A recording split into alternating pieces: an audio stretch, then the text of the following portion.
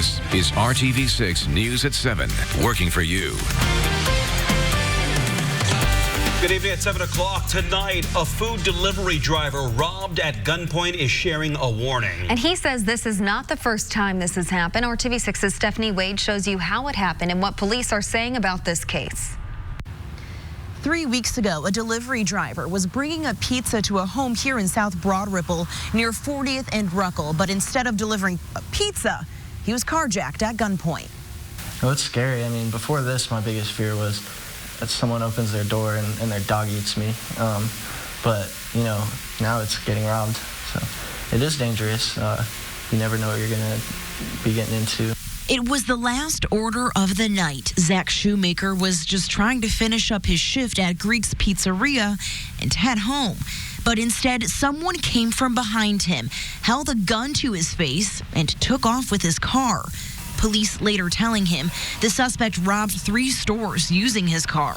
IMPD says this is an ongoing investigation and no arrests have yet been made. I mean, I hope those guys get caught because they're obviously doing it a lot, and you know, pizza drivers are some of the most vulnerable guys out there.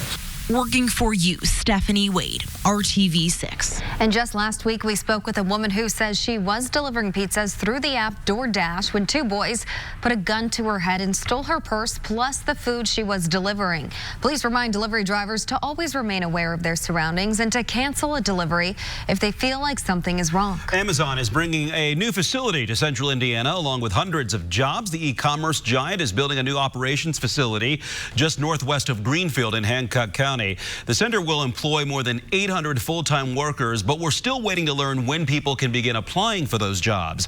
Amazon offers a $15 minimum wage and benefits. Taking a live look outside at downtown Indy, still warm for winter, but more seasonable weather is on the way. Let's get right to Storm Team 6 Chief Meteorologist Kevin Gregory. I like that seasonable. You're putting it, you know, mildly, pardon the pun, that temperatures will drop off a lot. 67, that ended up being the magic number today.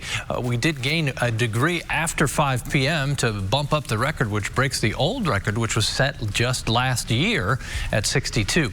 Temperatures falling tomorrow. It is back to February. Temperatures Wednesday and Thursday will be below average. That's someplace we haven't been very often.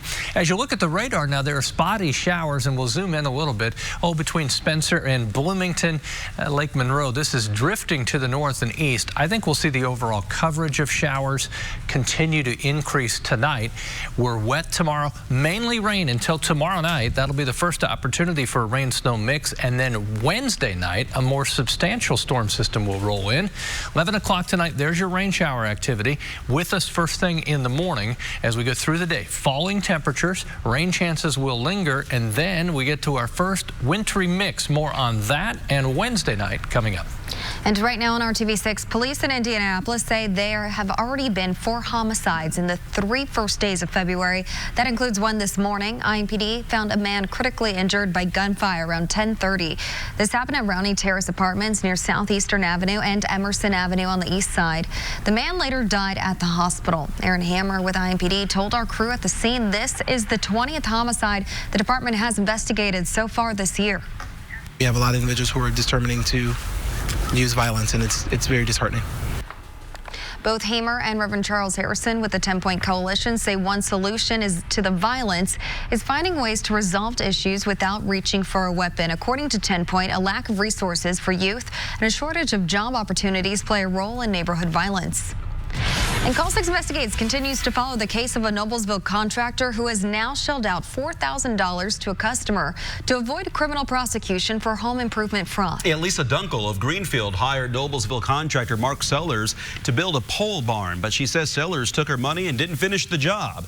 In January 2019, Hancock County prosecutors filed a home improvement fraud charge against Sellers. But fast forward a year and Sellers will now avoid a conviction because he paid Dunkel $4,000 in restitution.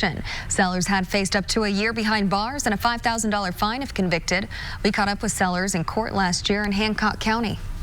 Mark, are you still doing work as a contractor? What's that? Are you still doing work as a contractor? I work for other companies. Are you going to pay people back?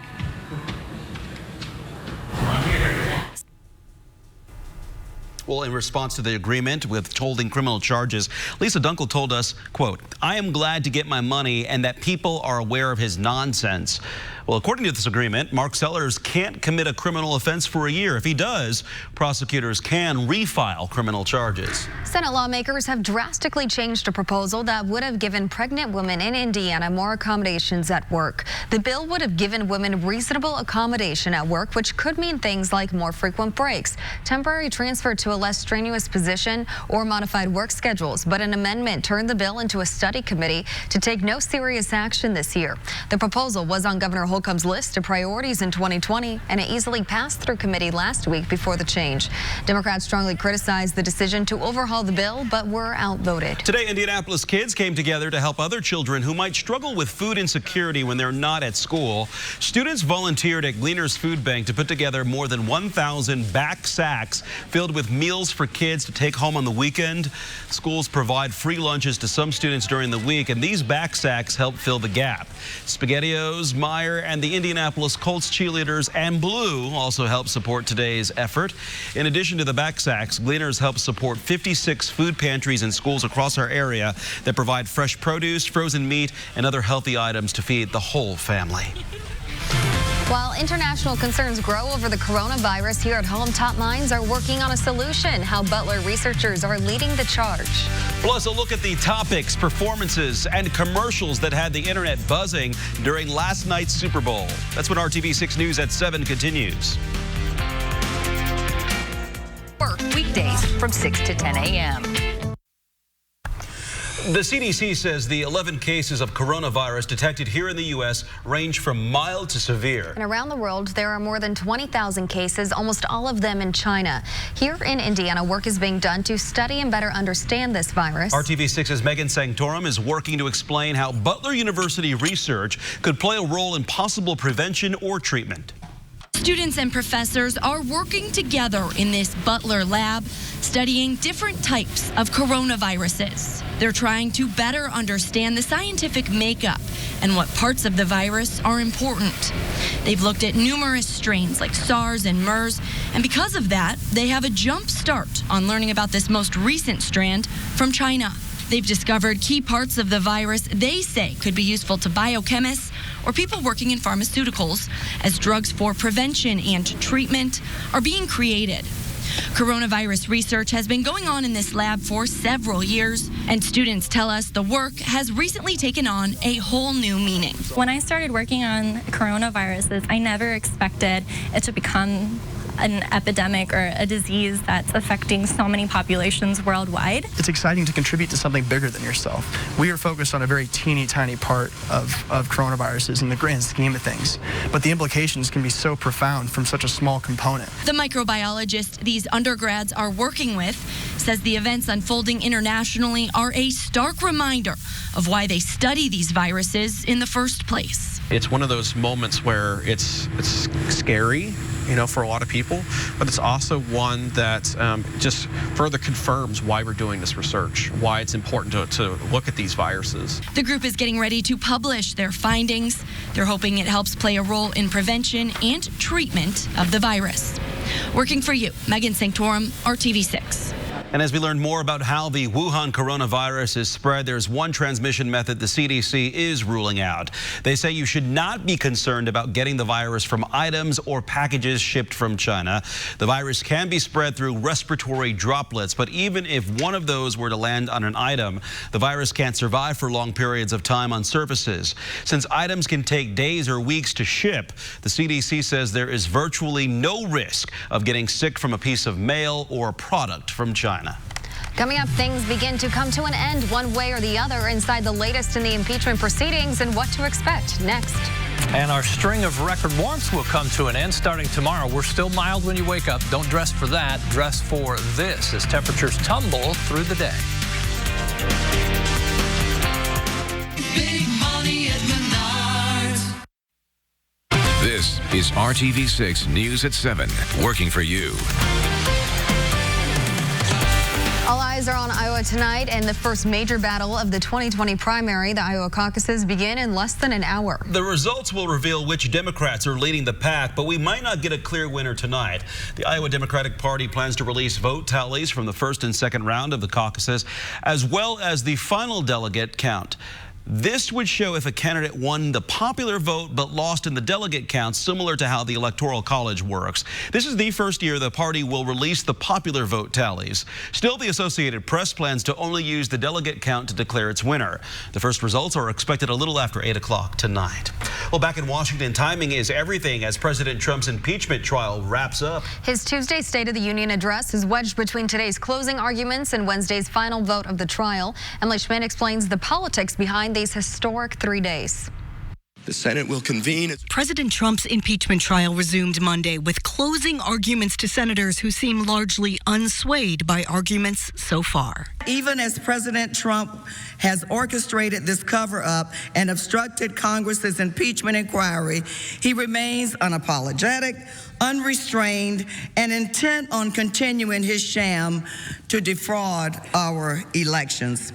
This was the first totally partisan presidential impeachment in our nation's history, and it should be our last. In a Republican-controlled Senate, which opted not to call witnesses in the trial, Wednesday's vote is one in which the president will almost certainly be acquitted. As a result, President Trump says he will likely have a difficult time working with Democrats. Even as his trial was going on, he tweeted on Monday, "I hope Republicans and the American people realize that the totally partisan impeachment hoax is exactly that, a hoax." One test of what comes next will be Tuesday, as Trump delivers his State of the Union address in the same chamber which impeached him.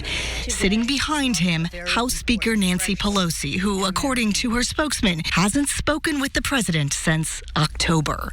In Washington, I'm Emily Schmidt. Kevin Gregory joins us now, and we have some changes coming after 2 really nice days. It was really nice out. Yeah, it felt good. 2 in the 60s. You thought 63. Can't get better than that. 67 today. Wow. Now, we had more clouds today, but wow, good 48-hour stretch. Can't complain about that. This represents the transition, or at least the beginning of a temperature transition that will be noticeable tomorrow. At this time tomorrow night, you'll definitely be wearing a heavier coat. Nashville, good little downpour. That'll zip to Edinburgh and Columbus, moving northeast. Other showers between Franklin and Greenwood. And there's more to the south and west that will continue to move into central Indiana tonight. Let's talk about rainfall potential. That's a little bit easier as far as maybe 1/4 inch to a 1/2 inch at most. Then we start getting into a mix of precipitation, which will bring in snow and even the potential for freezing rain, not once, but twice. Tomorrow night will be the first opportunity. That won't be the bigger impact. I think that will come on Wednesday night. Let's talk about jumping to Wednesday at 4 o'clock in the afternoon. What we're watching for is to see if we'll see any shift in the axis of heavier snow. Right now, it still seems to be Terre Haute to Indy, Muncie, northwest. The more northwest you go, the better the chance for it accumulating snow. South and east of that, there'll be a mix which would keep any snowfall accumulations lower. 7 o'clock Wednesday night. Then snow continues, as you can see, over the northern portion of the state a little longer. That will lead to snowfall potential that will be a little higher. Here's the latest model run for what we call our RPM model, updating every 3 and 6 hours. And you see to the north and west a little more snow. Here's another one that's more robust with snowfall in northern and northwest Indiana through the same time period, Wednesday into Thursday morning. And a third, what I'm looking at is, will we see a shift kind of northwest or southeast of that line between the snow and kind of the wintry mix. Temperatures tomorrow in the morning, false confidence, 52 in Indy, in the 50s south and east, but you got the idea already in Lafayette in the 30s. That colder air will take over through the day thanks to a wind shift, and it will be breezy out of the northwest. Rain probability pretty high through the day. Again, showers and colder conditions with that stronger wind. 4 o'clock in the afternoon, rain showers pushing to the east. We begin to see a wintry mix potential tomorrow night, but we are on the northern edge of that storm system that will pull away as we go overnight Tuesday. Here's your forecast. All eyes on Wednesday then after that. 36 for the high. The precip arrives late Wednesday into Wednesday night. Thursday 34 with a parting shot of some snow showers. Temperatures in the 30s still Friday and Saturday before we start to warm back up. Could be mid-40s by next week. Something else to look forward to. Wow. All right, thanks, Kevin. Well, if there was any doubt about how excited Chiefs fans were about last night's Super Bowl win, then take a look at this. It's an image from the National Weather Service radar from last night over Kansas City. All of those spots are fireworks. Wow. The celebrations went well into the night with clouds of fireworks smoke drifting as far as 70 miles from downtown Kansas City. Fans will likely keep the party going for much of the week. An official victory parade is planned for Wednesday. I don't blame them. Isn't that amazing? You can see it from space. Yeah. Well, from the commercials to the halftime show, Annie Taylor is tracking the things from the Super Bowl that still have us talking today. It's the biggest sports event of the year. Into the end zone for the touchdown. Super Bowl, I think, is one of those great moments when people really come together. And so whether it's about their favorite team or about the ads, we see extraordinary outreach from fans who are looking to Google and YouTube to just help them experience the big game in a more meaningful way. We talked with YouTube's Vice President Tara Walport-Levy about the most searched Super Bowl topics. The halftime show being one of them. Funny enough, the biggest question was who's performing. We can't forget about the most trending commercials of the night. And then unparked it. You unparked it? Typically, it's the lighter, more humorous ads that are getting the watches and rewatches and shares on game day itself. Baby, coming. Amazon's commercial, What Did We Do Before Alexa?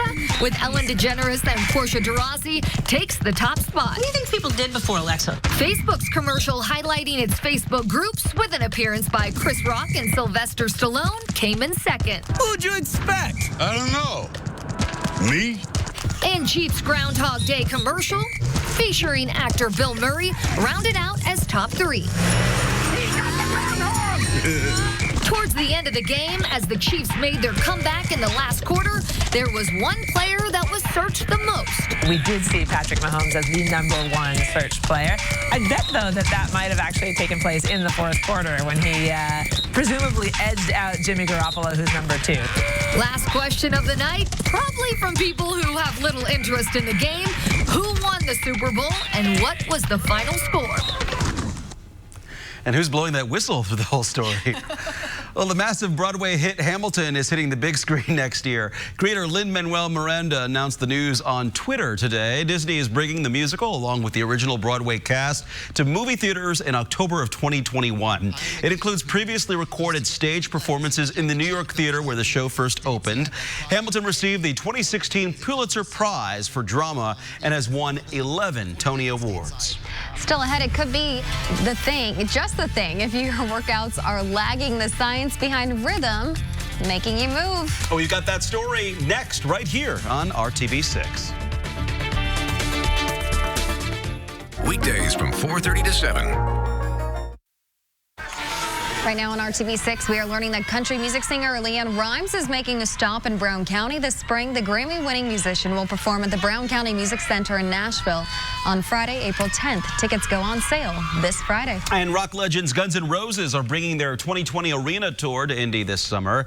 They'll be at Lucas Oil Stadium on August 21st. Tickets also go on sale to the public this Friday. All right, it's been a month. Time to check in on your New Year's resolution. Well, if you haven't been seeing results in the gym, consider changing up your playlist. A new study confirms that the right music can provide a big boost to your workouts and your motivation. When people in the study listened to high-tempo music, they worked out harder and reported feeling less discomfort compared to when they didn't listen to any music. Researchers suggest aiming for songs with 170 beats per minute or higher. How are you guys doing on those resolutions?